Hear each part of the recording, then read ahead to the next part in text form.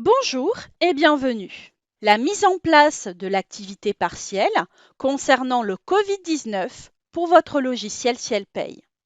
Lorsqu'une entreprise rencontre des difficultés, il lui est possible, sous certaines conditions, de mettre en place une activité partielle. Quoi? L'activité partielle est un outil de prévention des licenciements économiques qui permet de maintenir les salariés dans l'emploi afin de conserver des compétences, voire de les renforcer lorsque leur entreprise fait face à des difficultés économiques conjoncturelles. Quand, dans un contexte économique difficile, le recours à l'activité partielle se révèle être un outil important pour préserver l'emploi. Comment? L'employeur doit alors faire une demande officielle afin d'obtenir une allocation de l'État qui lui permettra de verser les indemnités dues aux salariés concernés. Quand? La crise épidémique liée au coronavirus Covid-19 peut faire varier l'activité d'une entreprise à la baisse. Face à cette situation, elle peut envisager d'avoir recours à l'activité partielle. Les entreprises peuvent effectuer les démarches directement en ligne sur le portail activitépartielle.emploi.gouv.fr dont vous retrouvez ici le lien. Dans un premier temps, nous allons ensemble définir les différents motifs.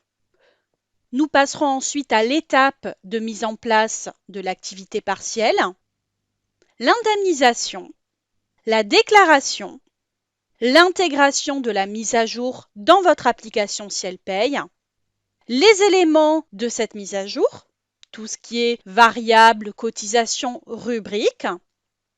Nous allons ensuite faire la suspension du contrat et la saisie dans le bulletin de votre salarié, voir comment remonte l'activité partielle en DSN et enfin la synthèse. Quels sont les motifs définis pour la mise en place de l'activité partielle? Vous êtes concerné par les arrêtés prévoyant une fermeture de votre entreprise. Vous êtes confronté à une baisse d'activité, des difficultés d'approvisionnement. Il vous est impossible de mettre en place les mesures de prévention nécessaires pour la protection de la santé des salariés. Par exemple, télétravail, gestes barrières, etc.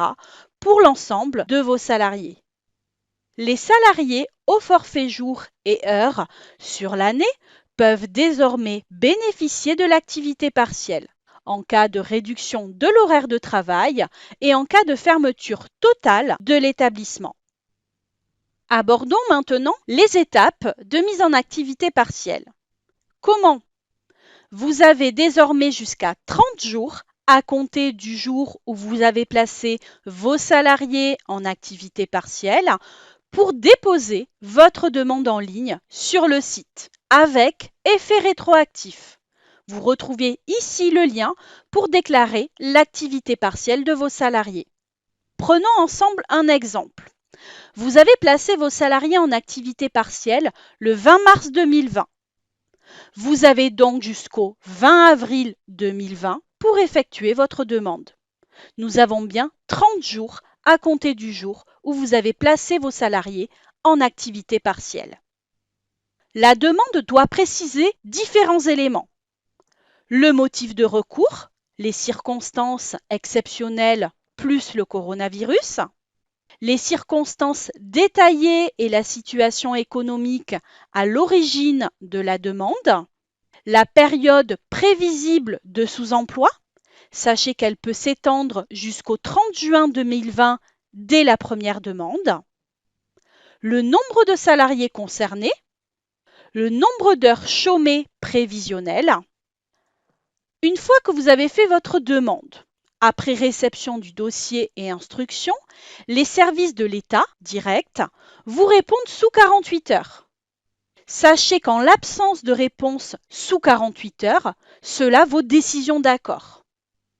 L'avis rendu par le Comité social et économique, le CSE, qui doit en principe intervenir préalablement au recours à l'activité partielle, pourra intervenir après le placement des salariés en activité partielle et être adressé dans un délai de 2 mois à compter de la demande d'activité partielle. L'autorisation d'activité partielle peut être accordée pour une durée maximum de 12 mois au lieu de 6 mois auparavant.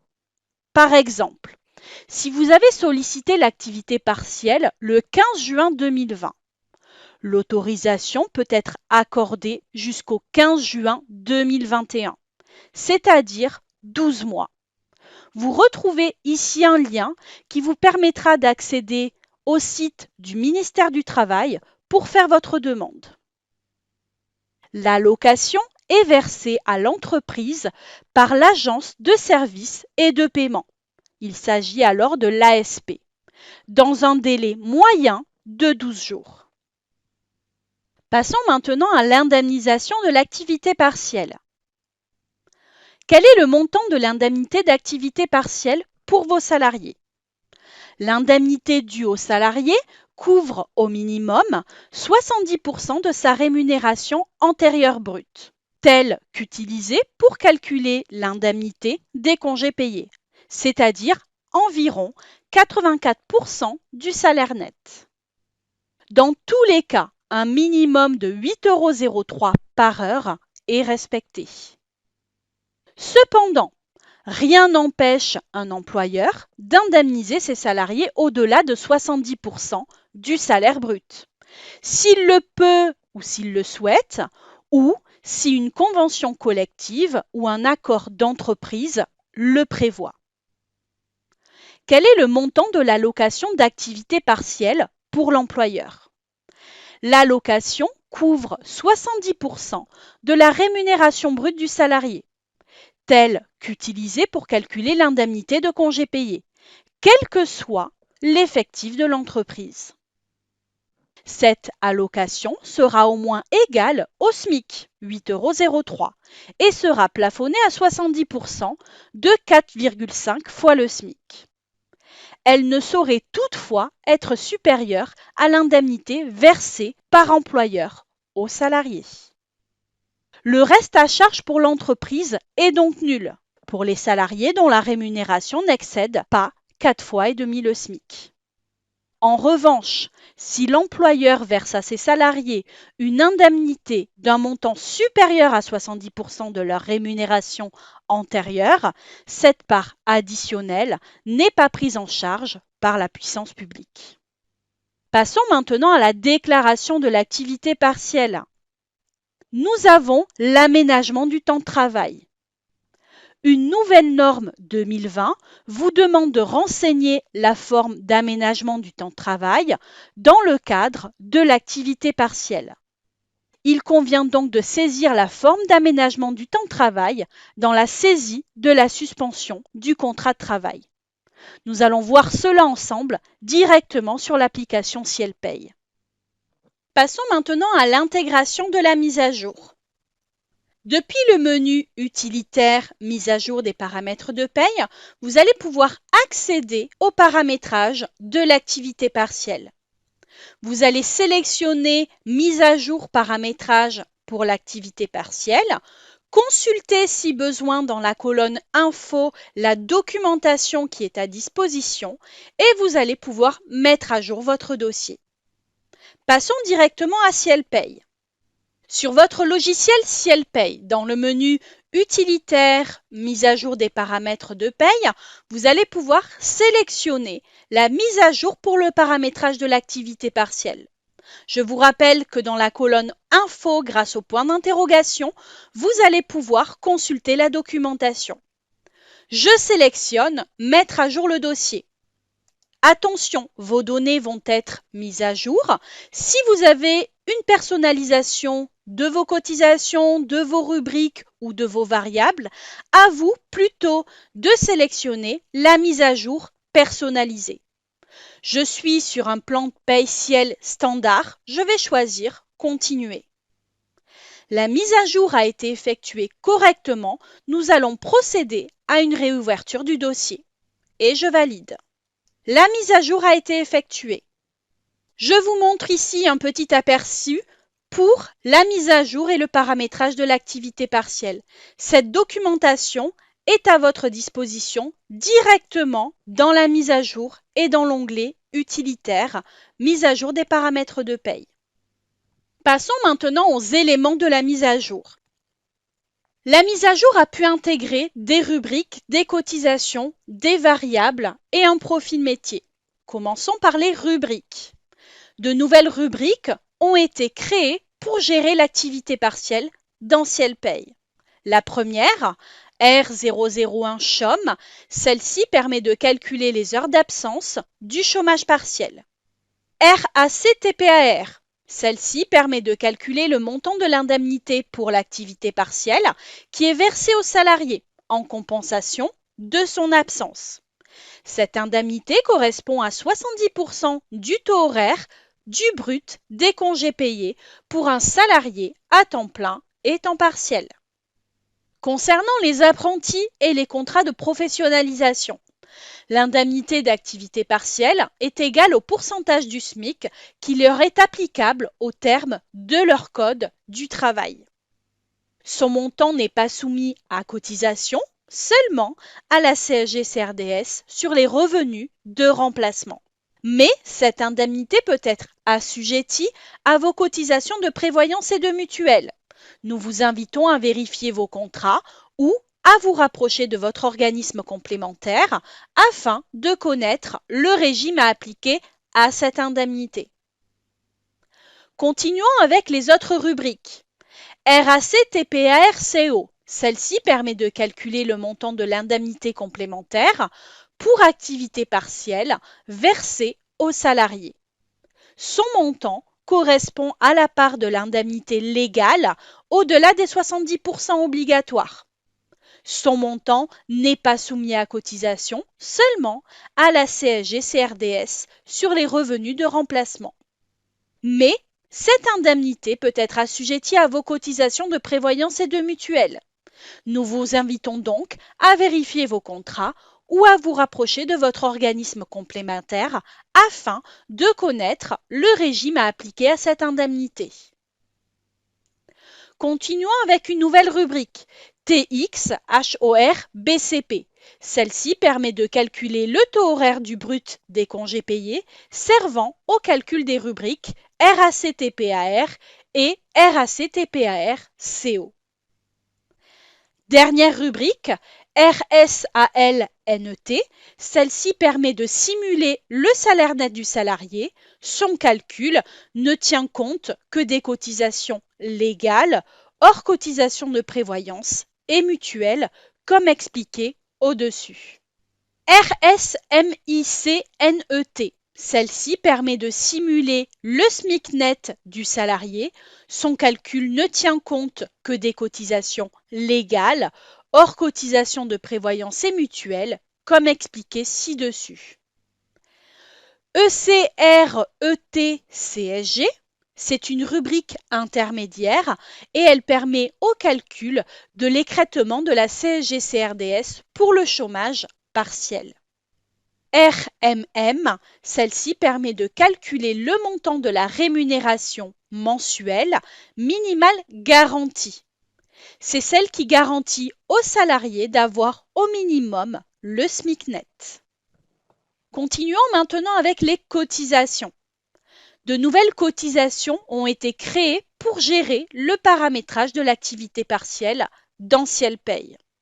C115 CHOM, C115 CHOM 2 et C116 CHOM. Ces cotisations permettent de calculer le montant de la CSG sur les revenus de remplacement à appliquer aux indemnités de l'activité partielle. Elles font l'objet à l'abattement des 1,75. Elles sont également déclarées dans la DSN sous le code CTP 060. EC115 CHOM, EC115 CHOM 2 et EC 116 CHOM, ce sont des cotisations qui, elles, permettent de calculer le montant de l'écrêtement à appliquer à la CSG sur les revenus de remplacement. Seulement si le salaire net du salarié ne dépasse pas le montant du SMIC net. Elles sont à déclarer sur la DSN sous le code CTP 616. EC CSG CHOM, EC CRDS CHOM 2, EC CSG D CHOM, ce sont des cotisations qui permettent de contrepasser le montant de l'écrêtement à appliquer à la CSG sur les revenus de remplacement pour les cotisations d'écrêtement qui n'influent pas la valeur du total retenu. La cotisation C120 AM ACTP, c'est une cotisation qui, elle, permet de calculer la cotisation maladie, maternité, décès à appliquer à l'indemnité d'activité partielle pour l'Alsace-Moselle. Son montant salarial est de 1,50% et c'est à déclarer sous le code CTP 079. Passons maintenant aux différentes variables. De nouvelles variables ont été créées pour l'activité partielle. MTR-MM, celle-ci permet de renseigner un montant de revenu minimum garanti. Son montant sera repris par défaut dans la rubrique RMM. NHABS CHOM, celle-ci permet de renseigner le nombre d'heures d'absence dans le cadre de l'activité partielle. Il est nécessaire de renseigner le nombre de jours d'absence dans la variable NABS NON REM. Je vous rappelle que celle-ci reprend le nombre de jours d'absence non rémunérés afin de mettre à jour le plafond dans le cadre de l'activité partielle. Cette variable permet d'alimenter le nombre de jours travaillés dans la DSN qui, celui-ci, remonte dans le segment S21 G00 53 003. 40, il s'agit là des jours calendaires de la période d'emploi qui sont pris en compte dans le calcul du plafond de la sécurité sociale. La variable TXAC TPAR TC permet d'indiquer le taux d'indemnisation qui est appliqué aux salariés au-delà des 70% minimum. Sa valeur ne doit donc pas excéder 30. La variable TXSMICLEG permet d'indiquer le pourcentage du SMIC à appliquer à l'apprenti ou au contrat de professionnalisation. Passons maintenant au nouveau profil. Un nouveau profil métier a été activé grâce à la mise à jour. Celui-ci est appelé ACTPAR TIEL. Il a été créé pour vous aider à insérer plus facilement les rubriques et les cotisations qui sont nécessaires au calcul de l'activité partielle dans vos bulletins de salaire. Vous pouvez le retrouver via le bouton « Profil métier » qui se trouve dans le bulletin de votre salarié. Passons maintenant à la suspension du contrat et à la saisie dans le bulletin de salaire. Commençons par la création de la suspension du contrat de travail.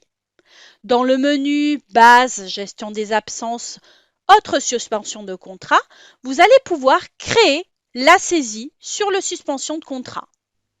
Vous allez renseigner les éléments demandés en indiquant le motif, le salarié et les dates. Sachez qu'il faudra choisir le code 02, autre temps de travail hebdomadaire, pour l'aménagement du temps de travail. Passons directement à l'application Ciel-Paye. Dans votre application Ciel-Paye, dans le menu « Base, gestion des absences, autre suspension de contrat », le bouton « Créer », le numéro de suspension est automatisé. On va choisir le motif, chômage sans rupture de contrat, le salarié, la date de suspension, par exemple du 23 mars à fin avril, la date de déclaration, disons que nous sommes aujourd'hui le 23 mars, et l'aménagement du temps de travail. Je vous rappelle qu'il faut choisir le code 02, autre temps de travail hebdomadaire. et je valide. Votre salarié est absent. Si vous ne devez pas lui établir de bulletin de paye, souhaitez-vous cocher l'option salarié inactif? Dans ce cas, n'oubliez pas dès son retour de décocher l'option dans la fiche salarié. Je valide et j'ai ainsi créé mon motif chômage sans rupture de contrat de travail avec autre temps de travail hebdomadaire. Passons maintenant à la création du bulletin de votre salarié. Dans le menu Gestion des bulletins, bulletin de paye, à l'ouverture du bulletin, vous allez pouvoir choisir et cliquer sur Profil métier. Ainsi, vous allez pouvoir récupérer le nouveau profil pour l'activité partielle et mettre à jour votre bulletin de salaire. Vous allez sélectionner ce profil et le valider. Il vous suffira ensuite de renseigner différentes variables MTR-MM, NH-ABS-CHOM, TX, AC, TPAR, TC et TX, SMIC, LEG. Passons directement à Ciel Paye. Depuis le menu Gestion des bulletins, bulletin de paye, je vais pouvoir sélectionner le mois concerné et créer un bulletin de salaire. Le mois de mars, sur le bulletin précédent, je vais par exemple sélectionner un salarié. Je valide.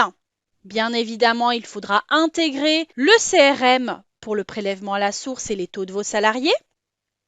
Mon bulletin est créé, je vais pouvoir ici cliquer sur Profil métier et choisir le nouveau profil pour l'activité partielle.